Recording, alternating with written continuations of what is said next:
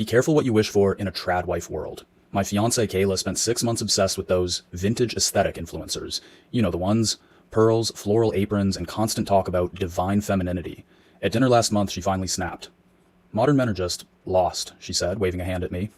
"You're too helpful, Mark. You're always asking what I want for dinner or if I need help with the laundry." My great-grandpa never touched a vacuum in his life. He was the king of his castle. He led, and his wife, she flourished in his shadow.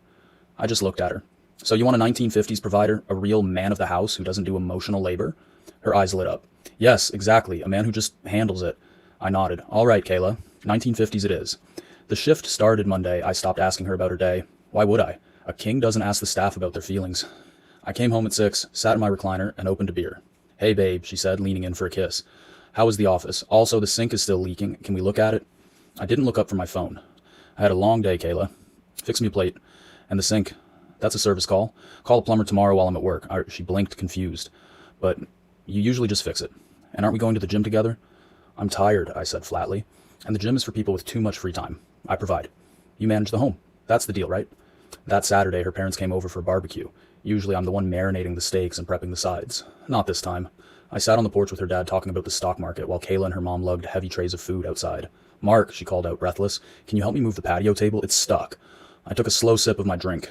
"Kayla, we have guests. A man doesn't do chores when he has company. Figure it out, honey."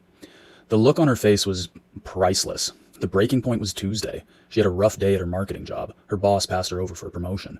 She came home crying, looking for a hug and a long talk. I stayed in my chair. "Kayla, please, I don't want to hear about office drama. It's beneath me. If your job is too stressful, you should probably just quit and focus on the house. That's what a traditional wife would do." She stopped crying instantly. The silence was deafening. "You're being a jerk," she whispered. I stood up, adjusted my watch, and looked her dead in the eye. "No, I'm being a leader. And a leader doesn't care about your feelings regarding his leadership. Isn't this the vibe you wanted?"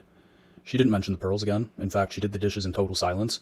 And the next morning she asked me, very nicely, if we could just go back to being modern again. I guess the good old days aren't so good when you actually have to live in them.